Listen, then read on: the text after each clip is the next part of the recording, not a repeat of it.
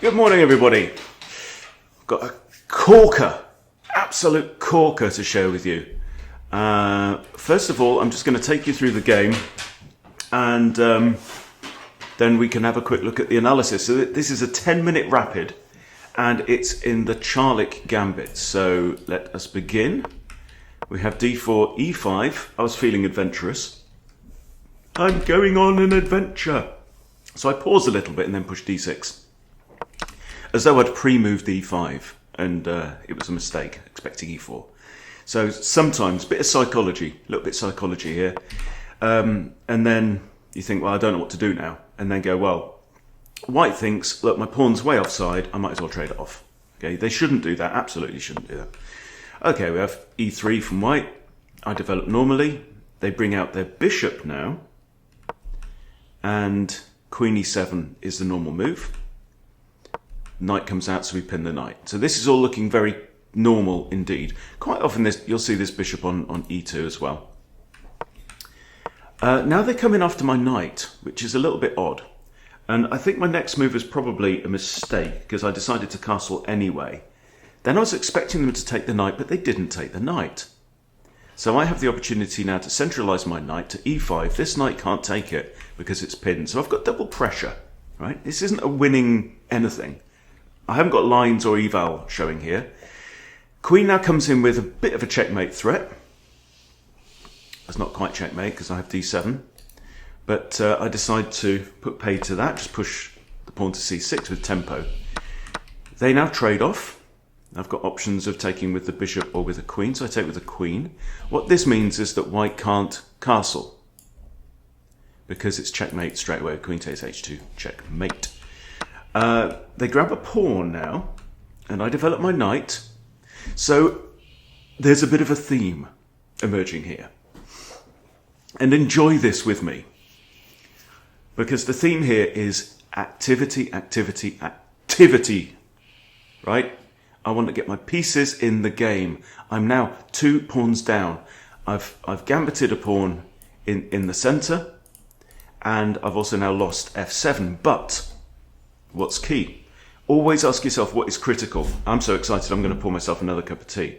Right? Always say to yourself what is critical. Well, in a position like this, how do you figure it out? Well, you say, well, what are the imbalances on the board? Okay, to use the late great Jeremy Silman's pet phrase. I have completed development. Hooray! Okay, I've completed development on this move, move 11. White is a mile away. So white has 2 extra pawns.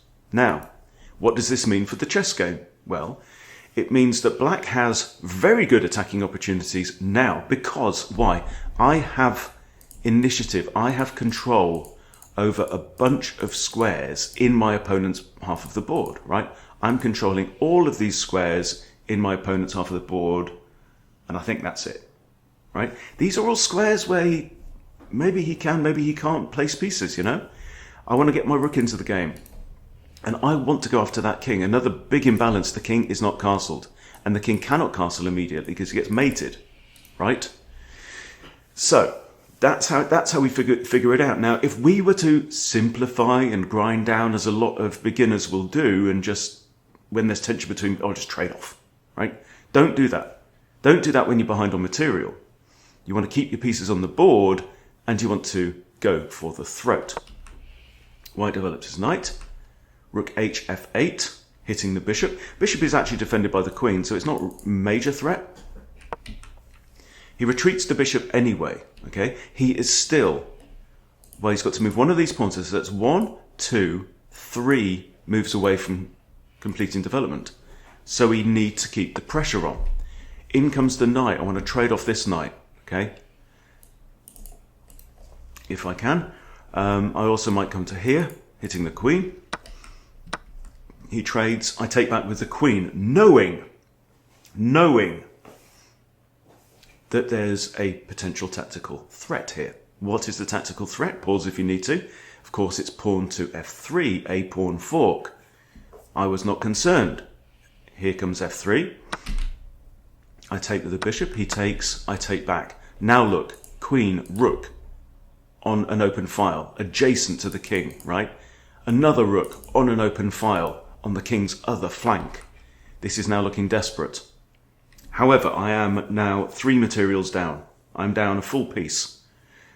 Okay, so 'cause I got a couple of pawns back, right? So in comes the rook. Bishop g3 check. Sacrificing yet more material. This is a very unhunty game, right? But I was just feeling up for it. I was thinking there's got to be something in this. He takes the bishop. Queen takes with check. Now, this is move 18. There's a few more moves to go.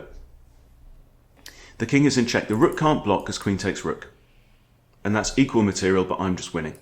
In fact, it's checkmate, isn't it? Yeah. Okay, so the rook can't block. The king only has 1 square to go to, right? This is now forced. So what do? Block, check again here. Again, the rook can't block. The king can't go on this file because of evil D rook. So the king's forced back. And here I'm thinking, I'm 5 materials down here. I could very easily get a repetition. So we go here. And now I take the rook. I think, sod it, come on, let's do this. All I need to do is just wheedle this king out. I've got another rook, right? Yes, my opponent has 2 great bishops and a rook, but this one's still in the box, right? This bishop's doing nothing other than defending that pawn. He has to take. Queen over. Rook over was also an option. King comes here. Queen in there. Bishop blocks. Right? We need to keep the pressure. Checks, captures and threats. Queen h4, check. King comes back up here. Check again. King comes here. Rook comes over. Another check. Oops. Queen h4, another check. King to here. I come in now. This is now going to win the bishop. The light squared bishop. King has to move. I capture with check again. So maybe not letting me capture with check would have been smarter, because now I'm just forcing. Rook d8 check. He can't come here because of my queen. So queen blocks is just not an option because rook takes queen with check, nearly checkmate. He's got this, right? So the king again is forced over towards the middle of the board. Queen d3 check. Queen f5 check. Back to d3. Rook now comes in to join the fun. King can't come to either of these squares, right? Can't stay anywhere on that diagonal. So he's forced back to G. Sorry, not diagonal, the F file. Forced back to G. I can't take the pawn with check.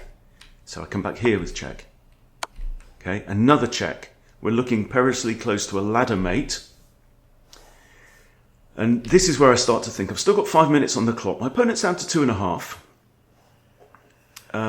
And, you know, my calculation depth is not the greatest. I start with rook f2 check, king comes to here. Queen g2 check, king comes to here. And here I was thinking about the possibility of g5 check. That would force king h5, but I'm still not quite there. I don't know, but we will look at the analysis in a minute. So queen here, king comes back onto the g file. And how do you finish from here? Well, it's now a standard ladder mate idea. Queen g1 check, wherever the king goes, rook h2 is checkmate. So despite being down in material for the entire game, it was all about the initiative in that one. Okay, so let's hit the game review. I haven't looked at this yet.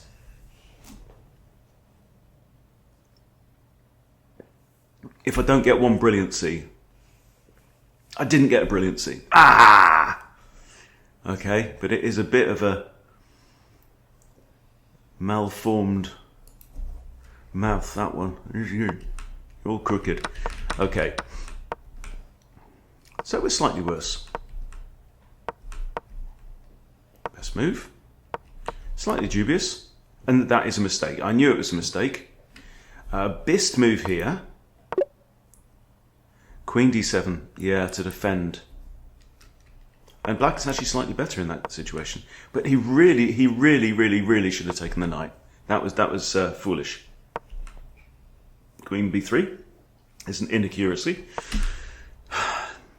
Oh, and so is that. There was something better. checking, and then back to here, hitting the queen and defending b7. Is that your idea, Fishy? And it forces the king to move. That would have been lush. But he didn't do it. Right, he takes... I take back with the queen. Permitted the opponent to kick a bishop. He does not do that. Okay, but he does that. Knight. How can I not get one brilliancy? Come on. But again, I'm playing flesh and blood, aren't I? And that's actually a mistake. This is a crucial mistake. And here, that is a mistake. Even hitting the rook. Better move, I guess, is rook takes, right? Rook takes. I'm not threatening that. But rook takes is best. Let's show me how it works, Fishy. Pointless check. And then in comes the bishop. Okay. Okay, so anyway. So I take with the queen. Rook here. Oh, and that's inaccurate. Oh. What should I have done here? Retreat? Explain. Define this word. I don't understand what you mean. Boom, bada boom. I'm still slightly better. King here. Not the best. This is all good learning. Okay, should have traded the rook immediately. Fair enough. But we fiddled around for a while. Okay. And then I took the rook, and then it said, no. That's not the way at all. That'd be ridiculous. Rook f8. Rook f8 here. King's forced there. Now it says it's actually a drawn position. Okay, so rook f8 was best. Rook f8. Oh. Sometimes you say show moves and it shows you 20 moves, and sometimes it just goes that move. Okay, anyway, so I hit with the queen. Great move. So this is actually drawn. You know, I'm not for that was a forced move, but I'm not. And this is blunder.